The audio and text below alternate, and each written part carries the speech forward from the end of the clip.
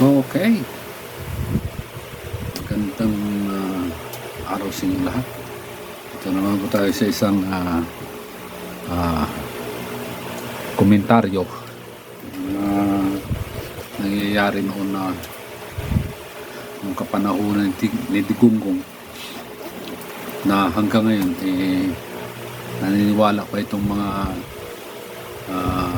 ibang may baliktad ang utak. Wala sa sabi-sabi na napakagaling daw na presidente. Yan siyang Digunggong. Ano yung magaling yan? Ang magaling na presidente, para sa akin yung buhay ng Pilipino, yun ang ipinaglalaban mo. Yung isinasangkalang mo ang kagandahan ng buhay ng mga Pilipino. Hindi ka magpapadala sa udyok. May sarili kang prinsipyo. Yung talagang ang puso mo ay maka-Pilipino, hindi yung papayaran ka lang na nasuhulan ka lang itatatba mo ang kapwa mo Pilipino. Hindi ganun ang ugali ng isang leader, isang matatag na leader, matapang na leader. Matapang puno. Pero pagka hinamon, urong ang bayan. Yan si Digunggong, pati yung kanyang mga anak, nagmana sa kanya, sa karuwagan. Naghamon kaya General Torre, isang anak niyang dating kalib-in ni Ilin Adarna. Yung kasagsagan ng kanilang relasyon kitang-kita sa video. Pagka humaling niya sa ipinagbabawal na gamot, lakas ng tama. Yun ang naniniwala ang mga taga Davao, talagang itong mga Duterte tudo ang pagtatanggol sa kanila, pero hindi nila alam, inuuto lang sila ng mga Duterte. Ito yan, noong 1989 naging yung trabaho ko noon, isang security officer sa security business. Na-assign ako dyan sa Cityland condominium dyan sa Ortigas, sa harap ng Robinson Galleria, Cityland condominium 11 yata yun, 12. Dyan ako na-assign. Marami kaming gwardiya, siyempre mga condominium yun kailangan kailangan secured at walang makakapasok na kahit anumang yung mga suspitsadong mga tao na makapasok doon. Siyempre, unang-una, ang babantayan mo dyan, yung makapasok yung mga terorista. Iuso pa noon. Hanggang noon, kasagsagan nung uso ang mga terorista, yung mga masasamang loob. So kami, ang trabaho namin, ang pinapaano ko sa aking mga kasamang gwardiya, mag-equip ng pagrikisa, inspection, bawat. Doon ko nalaman na yung dyan sa Cityland condominium na yan, meron dyan pang pag-aari si Rodrigo Duterte. Mayor na siya noon, 1999 yata, mayor na siya ng Davao. Masok yan, marami siyang bodyguard. Maraming bodyguard dyan. Yan parang si itong isa sa bodyguard niya na bumalagtad sa kanya. Nagkita kami niya, nag-meet up kami niya doon sa Cityland. So maraming yan. Sila pa ng asawa ni Digong noon, si Zimmerman, yung apelyido, yung isang Amerikana. yung misis niya na original, yung nanay ni Sarah. Sila pa noon, siyempre 1989 eh. So, hindi si Matubato yun, yung isa, Las Cañas. Nakita kami yan dyan sa Citiland Condominium. Dyan sa harap sa likod ng ano yan, ng Robinson's Galleria. Yung likod kasi, dito yan sa bandang loob, yung harap doon sa Itsay. So, doon, may isa siyang unit dyan sa Citiland Condominium. Halos sa every quarter yan kung pumunta dyan.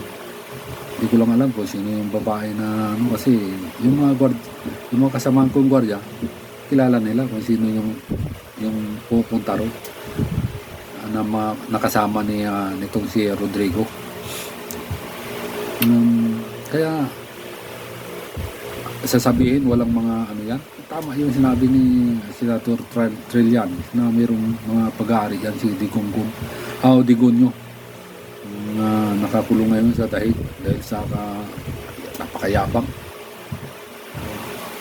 Yung yabang niya nawala, nagiging abogado daw yan, naging abogado, prosecutor, wala namang may panalong kaso, pareho sila ni Panilo. Kaya magkatrupa eh. Ito namang mga ano na to, itong tao na to, kasama yung mga supporter niyang mga gadilis, ang utak, ayaw maniwala sa tama, gusto doon sa mali. Tama ba yung pagpapapatayin mo yung mga Pilipino, kapwa mo Pilipino? Kaya bakit hindi niya patayin yung anak niya? Alam niyang adik, hindi niya isinama. Di ba? Pagpapatayin mo, wala ka sa due process nung pinatupad ni war on drugs mo kuno. Ano nangyari? Nandyan ka sa dahig ngayon. Ngayon, ito maraming katarantaduhan ito si Rodrigo. Itong ano na to, kasi yung magnetic lifter noon na nasamsam doon sa nasa kuti dyan sa Paranaque, biglang nawala. Hindi malaman kung asan na. Kapanahon na ni Digong yon. Na ang laman nung magnetic lifter, droga. 5 tons yata yung bigat nun. Ang laki. Biglang nawala. Yung kapanahonan ni Digonggong. Doon pa lang, mag-iisip ka na kung anong klaseng tao yan. Kung dapat ba yan bigyan natin ng suporta, yung maniniwala tayo sa kanya. Wala eh. Wala tayong sapat na, wala talagang nagawa. Pandemic, bibigyan mo ng 51 billion yung anak mo, isang distrito lang, Lone District sa Davao. Bigyan mo ng 51 billion funds. Pero ngayon, binabaha. Grabe ang baha dyan sa Davao pag umulan. Walang bagyo, mga baha. Mga tulay niya, nagsibagsakan. Ang pinagawa niya mga tulay, bagsak. Substandard, kulang sa bakal. Ilaw ang simento. Siyempre, kaktong, para lang makapulimbat ng kickback. So, ganyan ang taong, tapos maniniwala tayo sa anak niya. Isa ding lostay yun, si Inday Lostay, yung gumastos na 125 million in 11 days. So, kagarbo naman. Sobra naman yung katakawan sa ayaw pa niyang magsalita kung saan ginastos. Gumawa pa siya ng mga pangalan ng mga bugos na walang birth certificate ng mga pangalan. May rumpang pangalan na Fernando Tempora. Ginawa ng Hysteria yung apelyido ng tao, yung Piatos. Grabe. Sobrang katarantaduhan ng gusto nilang gawin dito sa Pilipinas.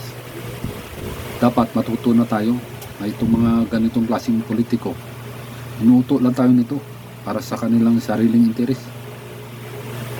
Di ba?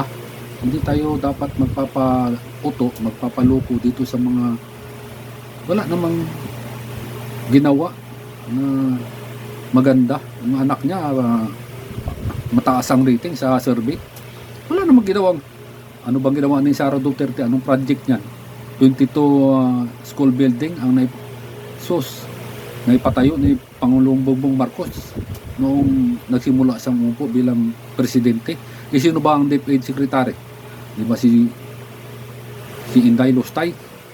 Tapos gusto niyo pang maging presidente yan? Ako, asan ba ang mga ano nyo? Asan yung humor nyo? Sense of humor ba? Asan? Nasa talampakan nyo.